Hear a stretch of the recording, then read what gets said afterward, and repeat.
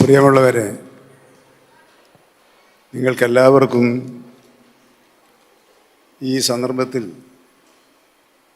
ഐശ്വര്യപൂർണമായ സന്തോഷകരമായ ഓണാശംസകൾ നേരുകയാണ്. ഓണം മലയാളികൾ പലവിധത്തിൽ ആഘോഷിക്കുകയാണ്. എന്നാൽ ഇത്തരത്തിലുള്ളൊരാഘോഷം നേരത്തെ നടന്നിട്ടുണ്ടോ എന്ന് എനിക്കറിയില്ല. എൻ്റെ അറിവിൽ ആദ്യത്തേതാണ്. അപ്പോൾ ഓണം നമ്മുടെ കണക്കുകൂട്ടലുകളെല്ലാം തെറ്റിച്ചുകൊണ്ട്, അതിരുകൾ ഭേദിച്ചുകൊണ്ട് പുതിയ മേഖലയിലേക്ക് എത്തുകയാണ്. ആ ശുഭവേളയിൽ റിയൽ എസ്റ്റേറ്റ് മേഖലയിൽ പ്രവർത്തിക്കുന്ന ആളുകൾ ഒരു പ്രത്യേക രീതിയിലാണ് ഓണം ആഘോഷിക്കുന്നത്. പണ്ട് റിയൽ എസ്റ്റേറ്റുകാരെന്നല്ല പറയാറ്,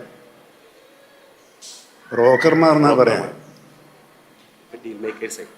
അത് മാറിയപ്പോൾ ഡീൽ മേക്കേഴ്സ് എന്ന നിലയിലേക്ക് എത്തിയിരിക്കും. ഈ പ്രവർത്തനം നമ്മുടെ സമ്പദ്ഘടനയിൽ വലിയ മാറ്റമാണ് വരുത്തിയിട്ടുള്ളത്. റിയൽ എസ്റ്റേറ്റ് എന്ന് പറയുന്നത് അവഗണിക്കാൻ കഴിയാത്ത സാമ്പത്തിക ഇടപാടുകളുടെ കേന്ദ്രം കൂടിയായി മാറിയിട്ടുണ്ട്. അവിടെ സൂക്ഷ്മത വളരെ അത്യാവശ്യമാണ് എന്ന് ഞാൻ ഈ ഘട്ടത്തിൽ കൂട്ടിച്ചേർക്കുകയാണ്. ധാരാളം വനിതകൾ ഉൾപ്പെടെ ആ മേഖലയിലേക്ക് കടന്നു വന്നു എന്നതാണ് കാലഘട്ടം സമ്മാനിച്ച പുതുമ. ഒപ്പം എങ്ങനെ റിയൽ എസ്റ്റേറ്റ് വ്യവസായത്തെ വ്യവസായം എന്നുള്ള നിലയിൽ നിന്നും മാറി ടൂറിസം എന്ന സങ്കല്പത്തിലേക്ക് യോജിപ്പിക്കാൻ വേണ്ടി കഴിയുക. അപ്പോൾ ആ പരിശ്രമത്തിലാണ് നിങ്ങൾ ഏർപ്പെട്ടുകൊണ്ടിരിക്കുന്നത്. ടൂറിസമാണ് റിയൽ എസ്റ്റേറ്റ് വ്യവസായ മേഖലയുടെ നട്ടെല്ല് എന്ന് മാറിയിട്ടുണ്ട്. ഇവിടെ ഇരിക്കുന്നവർ, എൻ്റെ ഇടത്തും വലത്തും ഇരിക്കുന്നവർ വയനാട്ടിലാണ് ശ്രദ്ധ കേന്ദ്രീകരിച്ചിട്ടുള്ളത്. വയനാട്ടിൽ ശ്രദ്ധ കേന്ദ്രീകരിക്കുമ്പോൾ ഞാൻ സ്വകാര്യം പറഞ്ഞത് അവിടെ ആനകളെ കുഴപ്പത്തിലാക്കുന്നത് നിങ്ങൾ തന്നെയാണോ എന്ന് എനിക്കൊരു സംശയമുണ്ട് എന്നാണ്. കാരണം എൻ്റെ ഒരു കഷ്ടകാലത്തിനോ നല്ല കാലത്തിനോ അതാണല്ലോ എൻ്റെ പണി. വനം വകുപ്പാണല്ലോ എൻ്റെ ഒരു പണി. വനം വകുപ്പിൻ്റെ ജോലി ആളുകൾ വിചാരിച്ചത് മൃഗങ്ങളെ വെടിവെച്ച് കൊല്ലലാന്ന്, അവരെ സംരക്ഷിക്കലാന്ന് എൻ്റെ പണി. പക്ഷേ ആളുകൾക്ക് പ്രയാസം ഉണ്ടാകുമ്പോൾ ആ പ്രയാസം പരിഗണിക്കാതെ പോകാൻ ഒരു ഭരണാധികാരിക്ക് സാധ്യമല്ല എന്ന യാഥാർത്ഥ്യ ബോധത്തോടു കൂടിയാണ് ഇന്നലെ വരെ ഇന്നും ഞാൻ പ്രവർത്തിച്ചുകൊണ്ടിരിക്കുന്നത്. നാളെയും അങ്ങനെ കഴിയാൻ നിങ്ങൾ എനിക്ക് വേണ്ടി പ്രാർത്ഥിക്കണമെന്ന് കൂടി ഈ ഘട്ടത്തിൽ അഭ്യർത്ഥിക്കുക. അങ്ങനെ ഇന്നിപ്പോൾ 9 പേരാണ് സമ്മാനാർഹരായത്. അപ്പോൾ എന്താ വേണ്ടത്? സന്തോഷിക്കണമെന്ന കാര്യത്തിൽ തർക്കമില്ല. സന്തോഷിക്കുന്നതോടൊപ്പം ആരുടെയെങ്കിലും മനസ്സിൽ ചെറിയൊരു അസൂയുണ്ടോ എന്നൊരു തോന്നൽ. തീർച്ചയായിട്ടും ഞങ്ങൾക്ക് കിട്ടിയില്ലല്ലേ.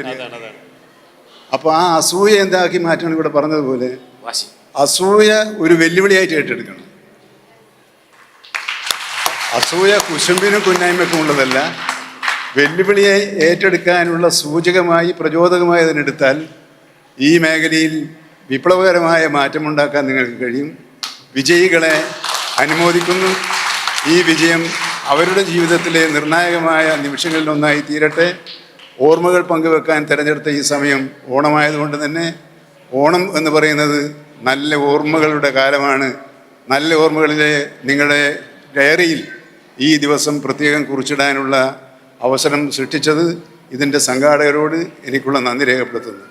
യാദൃച്ഛികമായിട്ടാണ് ഇന്നിവിടെ വരാൻ എനിക്ക് കഴിഞ്ഞത്. കഴിഞ്ഞ ദിവസം കോഴിക്കോട് വെച്ച് മാധ്യമം പത്രത്തിൻ്റെ ഒരു അവാർഡ് എൻ്റെ തൊട്ട് നിൽക്കുന്ന സുഹൃത്തിന് കൊടുക്കാൻ എനിക്ക് കഴിഞ്ഞിട്ടുണ്ട്. അന്നാണ് നല്ല പരിചയം ഉണ്ടായത്. പിന്നെ വയനാടാണ്, റിസോർട്ടാണെന്ന് കേൾക്കുമ്പോൾ ഞാൻ കുറച്ച് ശ്രദ്ധിച്ചിട്ടുണ്ട്. ഇപ്പോൾ ഞാൻ അവരോട് പറഞ്ഞു, നിങ്ങൾ കുഴപ്പത്തിലാക്കരുത് തന്നെ. അപ്പോൾ പിന്നെ പറയാനുള്ളത് എന്താണ്? റിസോർട്ട് സ്ഥാപിക്കുന്നവർ അതിന് ചുറ്റും പച്ചപ്പ് നിലനിർത്താൻ ശ്രമിക്കണം. അപ്പോൾ നമ്മളിപ്പോൾ ഗവൺമെൻറ് ചന്ദനമരം വെച്ച് പിടിപ്പിക്കാനുള്ളൊരു പരിപാടി ആവിഷ്കരിച്ചിട്ടുണ്ട്. ആ പരിപാടി ഇവർ ഏറ്റെടുത്തിട്ടുണ്ട്.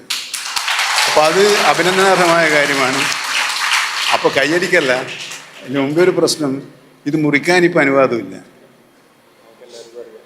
അപ്പോൾ അത് വിചാരിച്ചിട്ട് നിങ്ങൾ ചന്ദനം നടാൻ നിൽക്കണ്ട. സ്വയമേവ നട്ടു വളർത്തുന്ന മരങ്ങൾ മുറിക്കാനുള്ള അനുവാദം നൽകുന്നതിനുള്ളൊരു നിയമം അടുത്ത നിയമസഭയിൽ കേരള സർക്കാർ പാസാക്കും എന്നുകൂടി അറിയിക്കാൻ ഈ സന്ദർഭം ഉപയോഗപ്പെടുത്തുകയാണ്. അങ്ങനെ എല്ലാറ്റിനും നന്മ വരട്ടെ, നല്ലത് വരട്ടെ. നിങ്ങളുടെ ജീവിതത്തിൽ നന്മയുടെ ഓർമ്മകളിലെ ഒരു ദിവസമായി ഈ ദിവസം മാറട്ടെ എന്ന് ആശംസിച്ചുകൊണ്ട് വിജയികൾക്കുള്ള സമ്മാനം നൽകിയതായി അറിയിച്ചുകൊണ്ട് എൻ്റെ വാക്കുകൾ അവസാനിപ്പിക്കുന്നു. നമസ്കാരം. Okay, thank you minister Saseendran sir.